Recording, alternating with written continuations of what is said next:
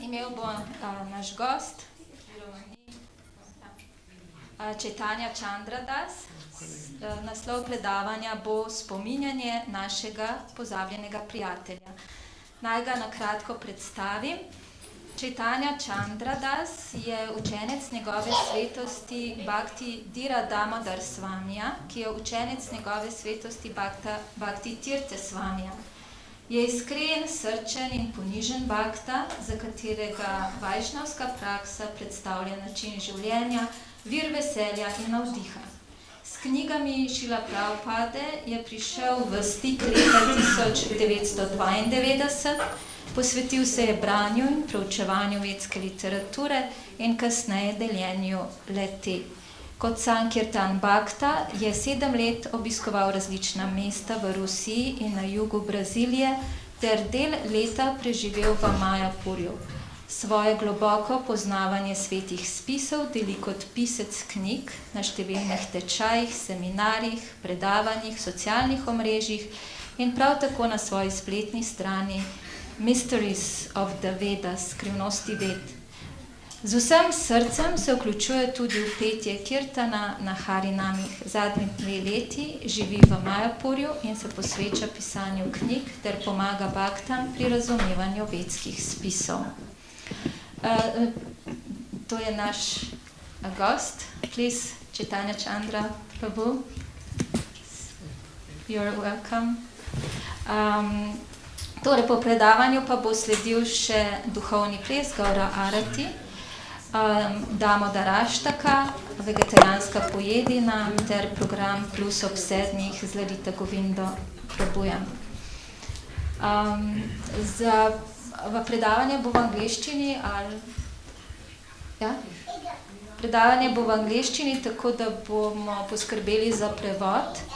Kdor ga potrebuje, naj si priskrbi slušalke pri Chandri Prabhuju. Torej, potem pa tudi slušalke, prosim, po predavanju vrnite.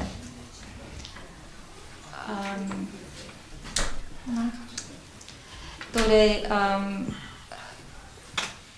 vabim vas, da pozorno prisluhnete našemu gostu. Hare Krišna. Can you find 4th canto, 2nd book? 2nd book, 4th canto. Yes, if you have. In English. In English, yeah. If you don't have, I have here also. 10th canto.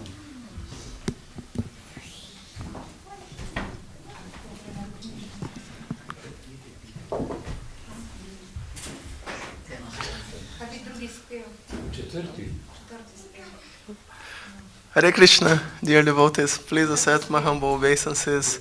All glories to Srila Prabhupada. So thank you very much for coming. 4th canto, 2nd book. Yes. Thank you very much for coming. Srila Bhakti Tirtha Swami, he used to say that if at the end of the kirtan you are not perspiring, you never joined. You were never there in the kirtan. He used to say like that because he jumped a lot in the kirtans. So when we do kirtan, we should always try to give the most we can, like to contribute to the kirtan, to give energy to the kirtan.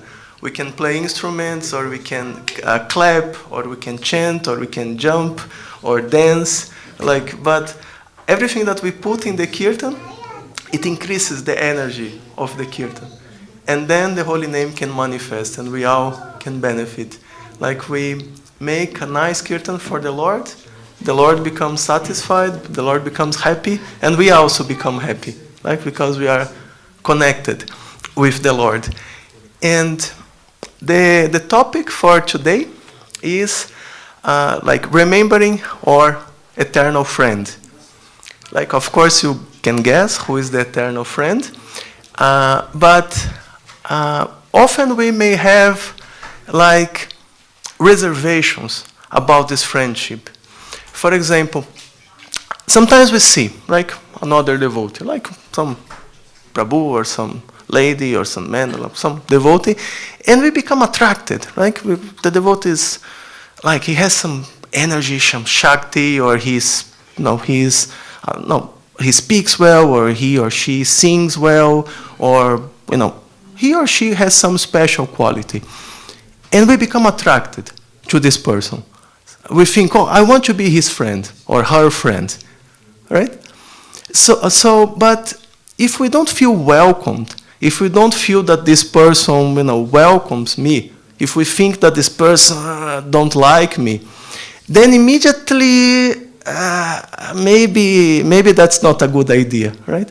Then we don't feel so at ease coming close to this person, right? Then we may still like this person, we may still admire this person, but we will want to stay away, like we will want to stay at distance, like we are just observing at a distance. We don't really want to come close to this person because we don't feel welcomed, right? It's like that, right?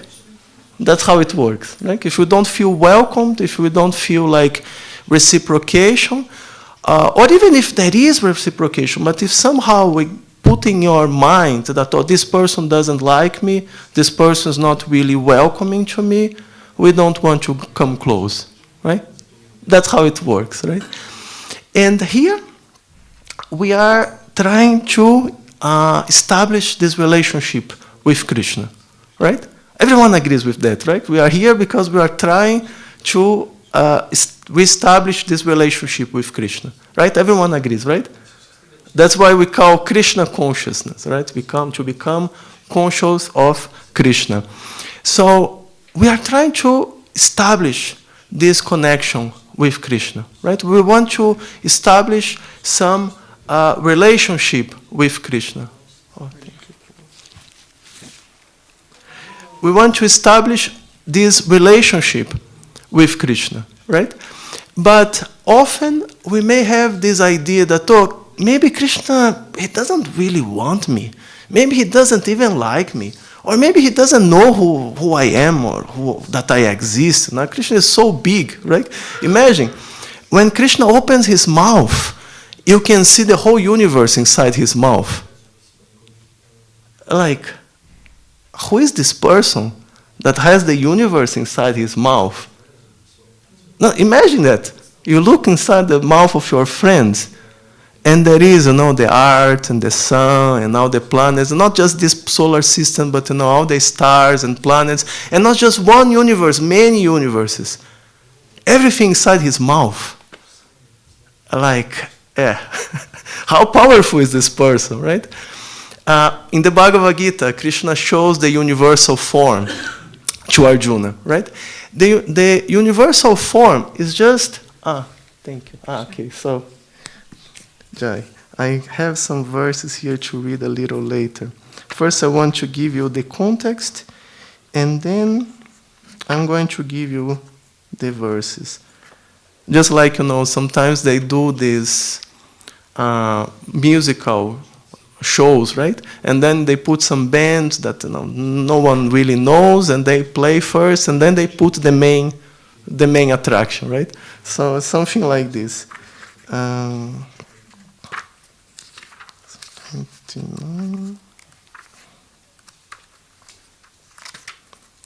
Okay, it's going to appear.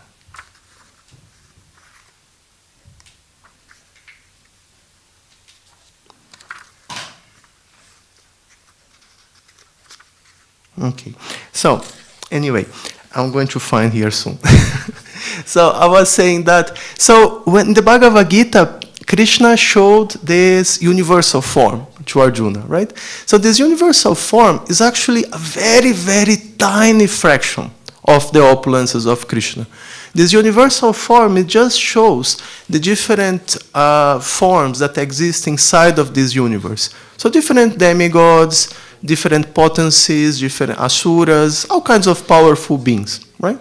And also time, past, present, and future.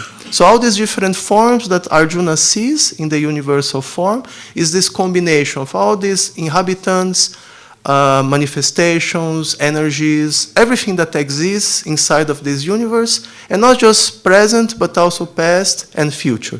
That's why he could see, for example, that the universal form was devouring all the Kauravas, right? That's future. That's Kala, time, killing everyone, destroying everyone.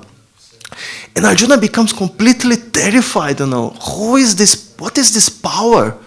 Is this my friend?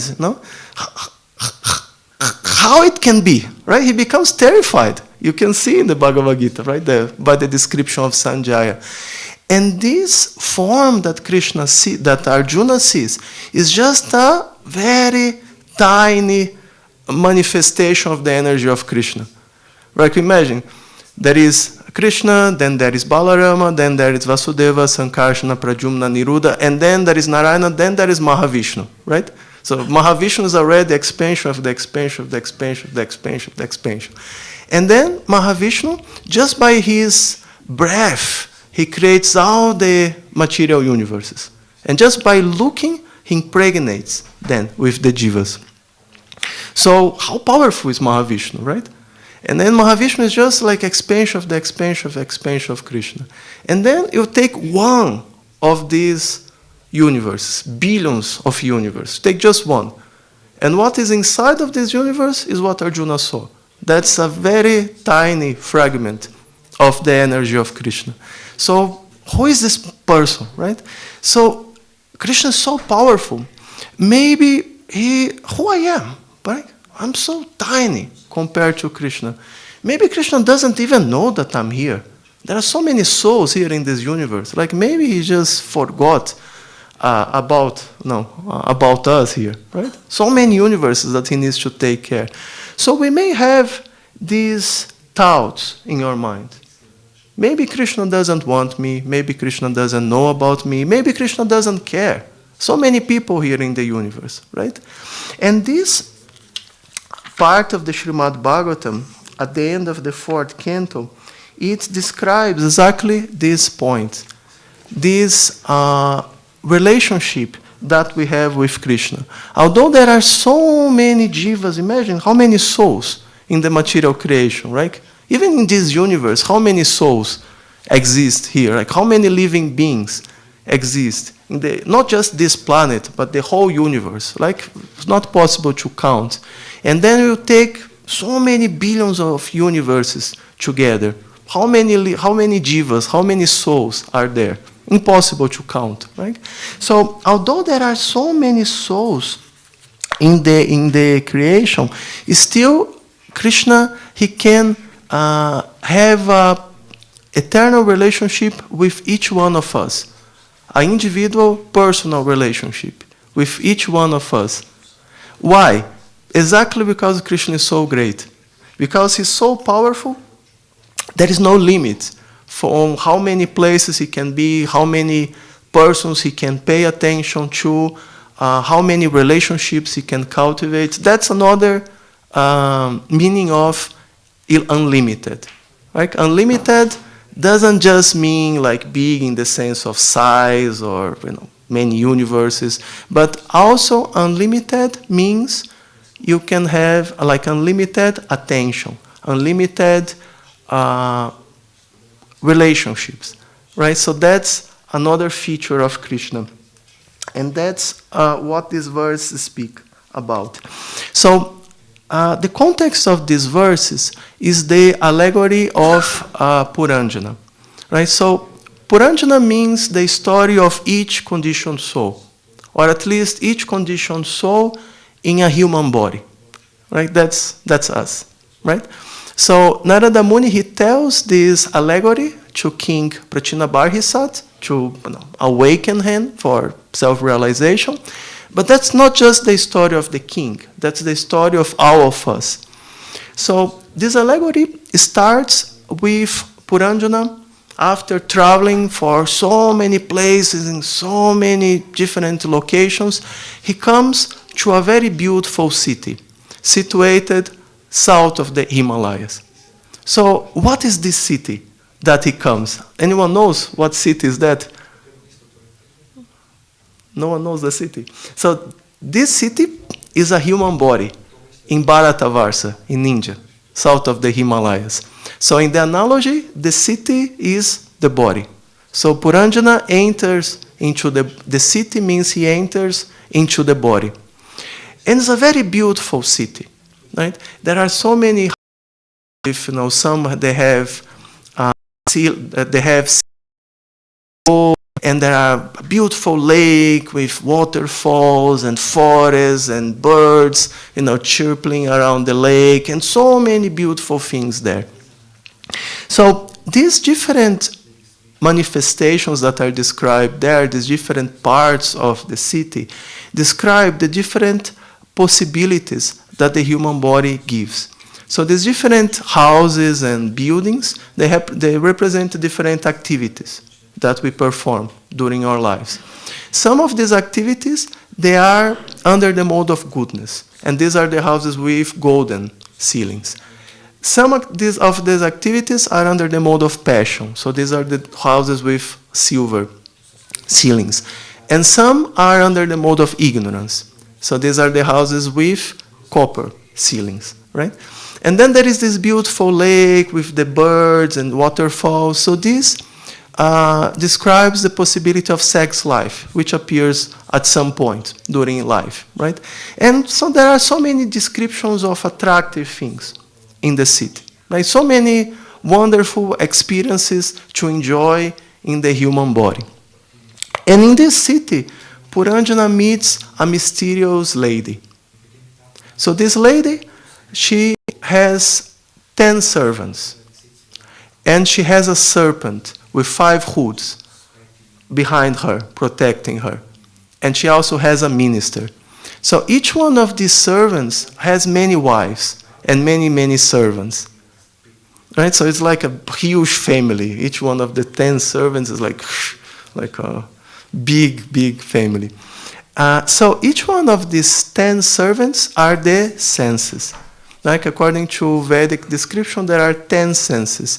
The 5 that we know, like the eyes and nostrils and mouth, and then we have the 5 functional senses that are hands, legs, genital, and so on. So total 10.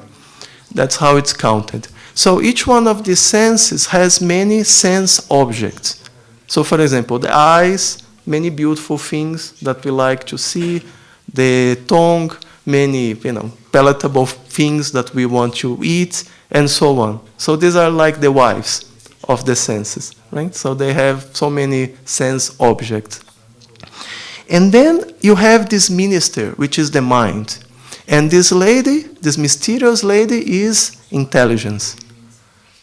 So intelligence normally is above the mind, like the mind follows the intelligence. So in the allegory, the intelligence is the queen, the mind is the minister.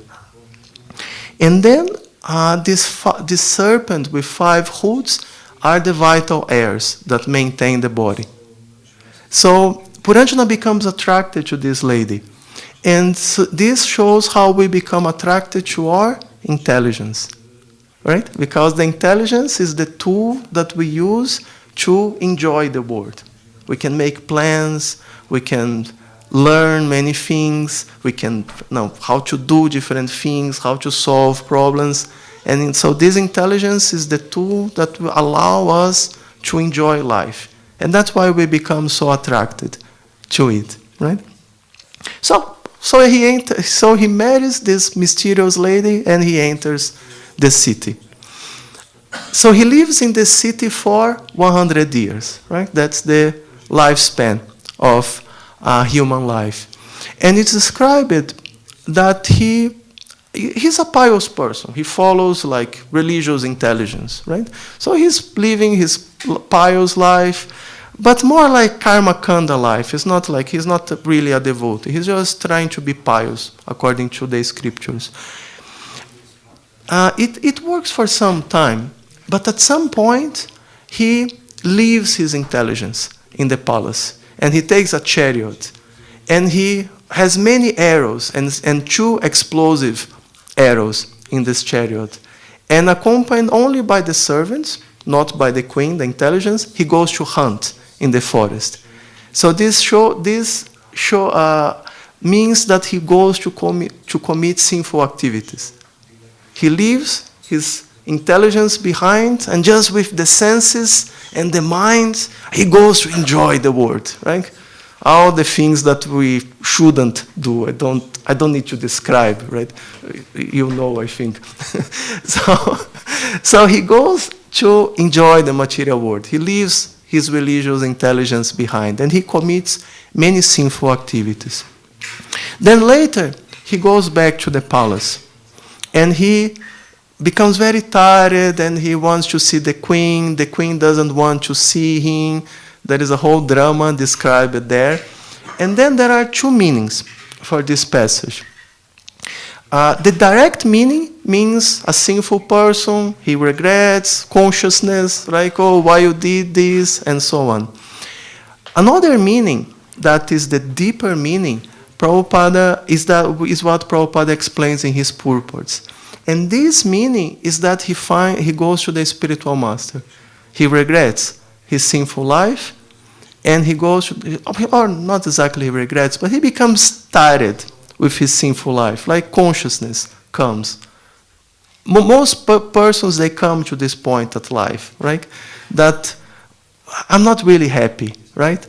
And then we look for something else. Then that's the point that we come to Krishna consciousness often. So Puranjana, he finds a spiritual master. He comes to Krishna consciousness. He starts his practice of Krishna consciousness. But not for a very long time. Very soon he forgets again, and he goes back to his sinful life. But he practices for a short time. Right? And what Krishna says in the Bhagavad Gita? Suchinam Srimatan Gehe Yoga Brasa Bijayate. Like a person who practices, for a short time he takes birth in a family of pious people or in a family of rich people, right? Or a family of brahmanas or a family of like well-to-do people. So because of this short devotional practice, Puranjana, he takes another human birth and he becomes Vaidarbhi. Vaidarbhi is a princess, right? And she marries Malaya Dwaja. So Malaya Dwaja, according to the deeper meaning of the text that Prabhupada gives, is a pure devotee. So she is a pious princess. She receives good education, everything since birth. And she marries this Malaya Dwaja, this pure devotee. Right? And Prabhupada in the purports, he describes more about Malaya Dwaja. So Malaya Dwaja, he has many children, and these children have many other children. So this shows that he is a great preacher. And through him and his disciples, the cult of bhakti spreads throughout the world. So she marries this great preacher and great king, Malaya Dwaja. And she becomes very devoted to him. She accepts him not only as her husband, but also as her spiritual master. So she really follows him whole life. At the end of life, Malaya Dwaja, he takes, not sannyas, but he goes to the forest. He retires, right? He takes vanaprastha. And he goes to the forest. And Vaidarbhi goes with him. Like it's optional. Like a lady, if the husband takes vanaprastha, she can go with the husband or she can stay at home with her children. So she chooses to go with her husband. So Malaya Dwaja is meditating for a very long time. It's described that he meditates for 30,000 years. That's Satya Yuga, right? So he meditates for a very long time. And she's there this whole time, serving him and so on. But at some point, Malaya Dwaja leaves his body. So one day, she's serving him and she notices that the body is no longer warm. The body is cold. He passed away. And now she's alone in the forest. So you imagine the feeling, right? She's devoted to this husband. And she serves this husband her whole life. Right? She leaves her home, she leaves her children, everything, just to serve him in the forest. And now he left his body. He went back to Godhead. But now she's alone in this forest. What she's going to do? Can you imagine the situation? Right? Difficult situation, right?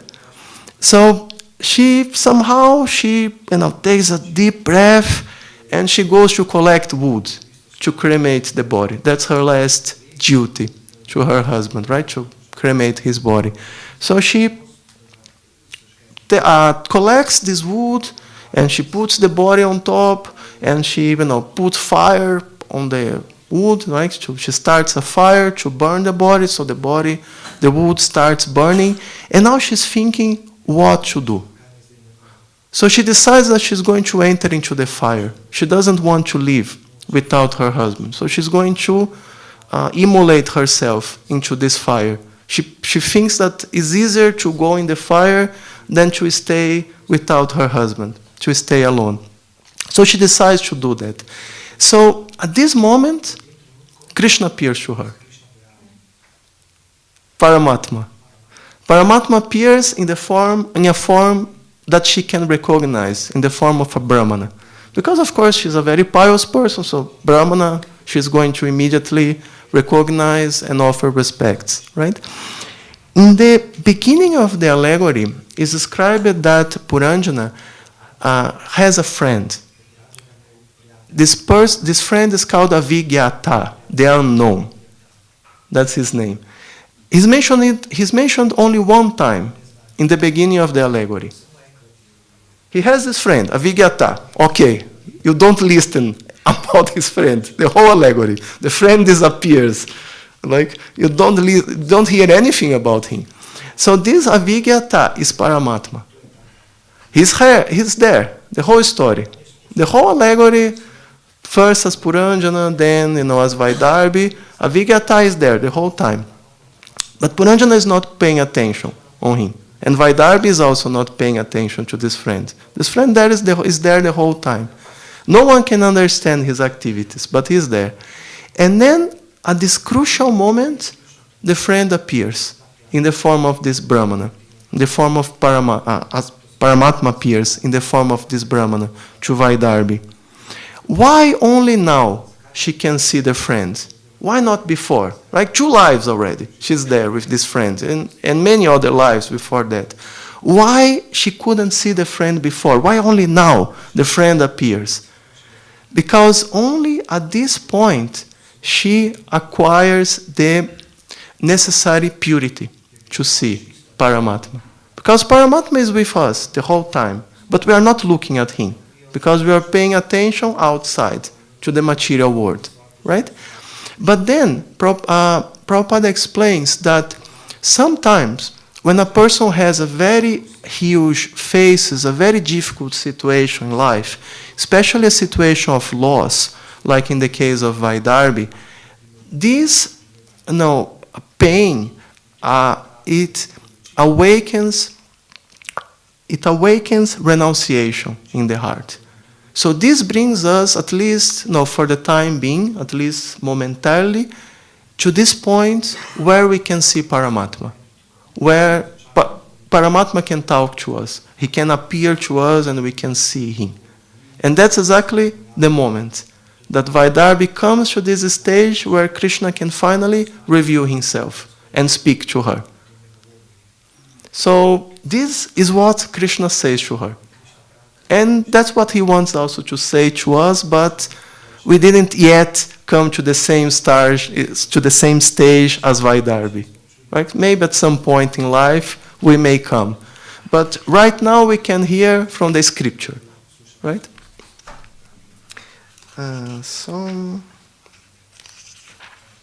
Here. So, there was already marked here, so I didn't notice. Okay, so I will just read the Sanskrit, at least one verse. So, Brahmana uvacha katvam kasha sikovayam sayano yasya sochasi janasi king sakayam mang yena grevira charta. So, the Brahmana inquired as follows. So, this is Krishna speaking to Vaidarbhi, right, in the form of this Brahmana. Who are you? Whose wife or daughter are you? Who is this man lying here? It appears you are lamenting for this dead body. Don't you recognize me? I am your eternal friend. You may remember that many times in the past you have consulted me. And then he continues. My dear friend, even though you cannot immediately recognize me, can't you remember that in the past you had a very intimate friend? Unfortunately, you gave up my company and accepted a position as an enjoyer of this material world. So see, that's the situation. It's not that Krishna left us or Krishna forgot us. We forgot Krishna. Somehow, right? Somehow. This is not really easy to explain. But somehow we forgot him. We left him. And we came to this material world. And once we came to this material world, we started traveling through so many different bodies, so many different cities, so many different places that Puranjana was before. Right? So many different, like sometimes, like 8,400,000 species of life. Right? There is a lot of places to be in this material world. So we have been traveling for a very, very long time. But Krishna is with us the whole time. Although we leave him, he comes with us. He doesn't leave us alone in this journey. But because our vision becomes fixed outside on the material world, we can't see him. But this doesn't mean that he's not there. He's there. He's with us the whole time. And when he has the opportunity, he reveals himself to us. Right? He comes to us in the form of the spiritual master. He comes to us in the form of the deity. The deity is Krishna directly, but he assumes a form that we can see. Right? Because we can't see Krishna inside the heart, then Krishna assumes a form made out of metal or stone or wood. So a form made of elements that we can see. But this doesn't mean that this is wood or stone or metal. This is Krishna himself. It's just that he appears in this form, to make it easier for us. Krishna also appears in the form of the holy names. Right? So when we chant the holy names, we can also be with Krishna.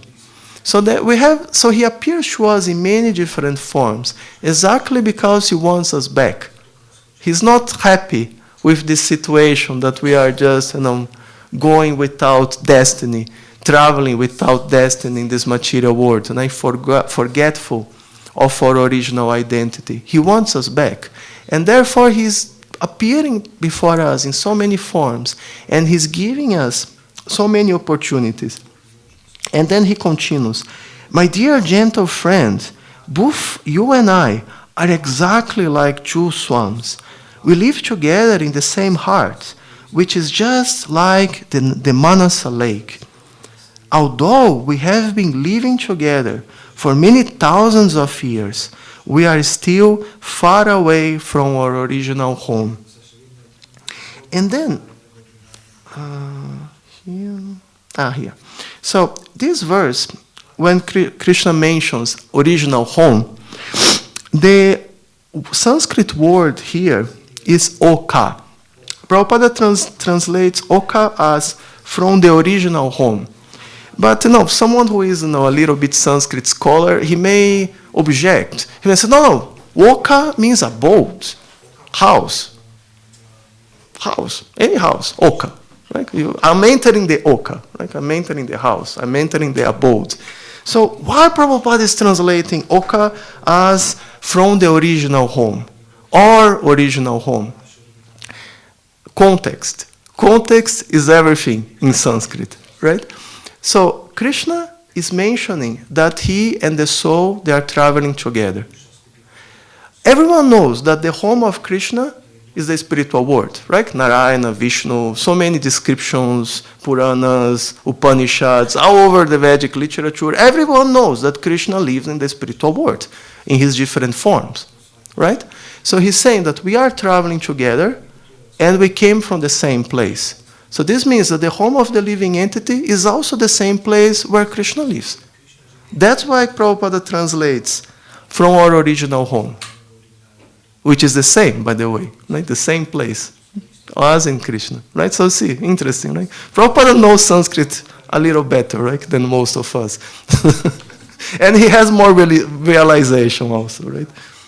So Krishna says that we are traveling for thousands of years, but we are still far away from our original home, which is not here in the material world, right? So Krishna is trying to bring us back to our home.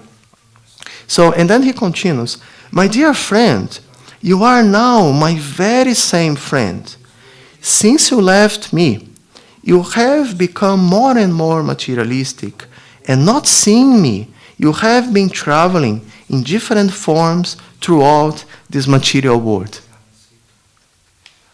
Right? So that's what Krishna wants to tell us. That, look at me. I'm with you. I'm your eternal friend. I'm always with you. Like imagine, if you go to prison, like you do something wrong, I don't know, you commit some crime, and you are condemned to go to prison, like life sentence. Like, how many of your friends you think are going to go with you to prison? With you? Can you tell any name? No, this friend is going to go with me. And then the friend is here, the friend, no, I'm not. Right? Someone can tell a friend, no, this friend is going to go with me, even to prison. No, right? Not even your mother goes to prison with you, right? We go alone, right? But there is one friend who goes with us, that's Krishna. He never leaves us. We can go to prison, we can go to hell, we can go to, cockroach body, anywhere. Krishna is always with us. He never leaves us. So that's our true friend, right? And then, now, we came to practice Krishna consciousness, right? After so many, thousands and millions of lives, like we can't count, we are at least trying to practice Krishna consciousness. Like even if, like maybe not perfectly, like maybe we have some, deficiencies in our practice, maybe we don't do everything like perfectly, but at least we are trying to practice Krishna consciousness, right? So in so many lives, so many different bodies, so many animals and insect bodies and so many, difficult situations, Krishna was always with us. So do you think that now, that finally we are trying to go back to Him, Krishna is going to leave us? What do you think? Before, He never left us, right? Even in pig's body, cockroach body, He was there. Now that we are trying to go back to Him, now He's going to manifest even stronger in your life. Right?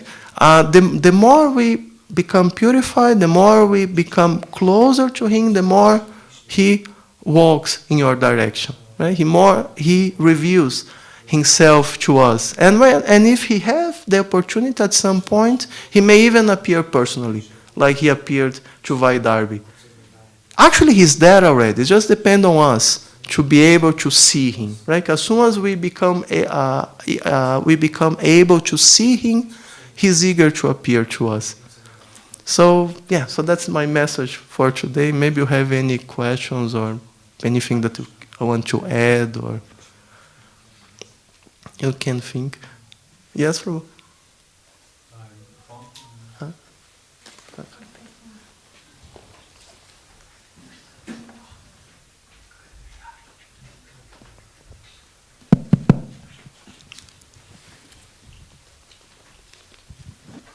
Hare Krishna. Thank Hare you Krishna. for the lecture. Thank you very much. I was just inspired by this story of Puranjana, where you mentioned that he did a certain period of time some devotional service, and so he had in the next life the possibility to continue it, but at the end somehow he was involved in the devotional service through husband who was a pure devotee. But at the end, he had to go, or she had to go through some suffering to detach from this, I guess, material world. So maybe I was just wondering, how do you see our path as devotees and this detachment and some suffering which we need to go through, I guess, also in certain part? The thing is that we always have to leave behind everything that is material, sooner or later. Everyone, every living being, not just us, like even others, other species. Like imagine, you lose an arm. You don't have an arm now. Difficult situation, right? Or you lose a son or a daughter or your mother, your father. Difficult, right? You lose a friend. You lose your money. Right now you don't have money. Now you are on the street. Difficult, right? So all these things that we have, material things that we have, when you lose them, it's always painful. It's always difficult. But the point is that the situation can't continue indefinitely. This situation we are now, by definition, is temporary. It can last for 10 years or 50 years or 100 years, maybe, if we really, if you take care of our health or do exercise, maybe 100 years. But it will end on one day. Right? Everything that doesn't end before that, at the time of death, it will end. Death means you lose everything simultaneously. You lose the arm, the leg, the nose, the eye, the friends, the daughter, the son, the mother, the father, everything together. That's death. Everything that we didn't lose during our lives, we lose at death. That's the moment when everything is taken away. So everyone in the material world has to face this situation, sooner or later. And like I said, not even just human beings, everyone, literally. Because the situation is not eternal, it's temporary, right? That's not our original position. We need to leave one day. So the point is that during our lives, anyway, somehow or other, we need to develop this understanding that this is temporary and I need to cultivate my real identity, my real relationship with Krishna and with his devotees. I need to nourish this spiritual identity. And the material things, okay, I can enjoy, I can have it, but I need to understand that this is temporary. This is just for the time being. One day it will go away. So I use this to support my service. For example, everything we can use for Krishna, right? Money we can use for Krishna, family we can use for Krishna, material body we can use for Krishna. So everything that I have now, I try to engage in the service of Krishna. Right? I use this to sustain my spiritual practice. But I need to understand that all of this is temporary. All of this is for the time being. All of this is just to keep me going so I can practice peacefully. But what is really important in life is my spiritual practice, because that's what I'm going to take with me at the end.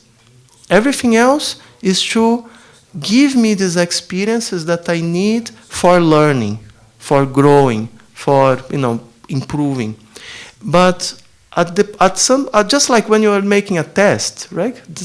Like you don't do the test, the whole life. Like the test is for 1 hour, and then you finish the test, you get up and you go somewhere else, right? So that's what human life is. It's like a test. We are here. We are living our lives. We're doing something with our time here, but we need to be prepared to that one day it will end, and then we need to be fixed on where we are going to go next. That's the whole point.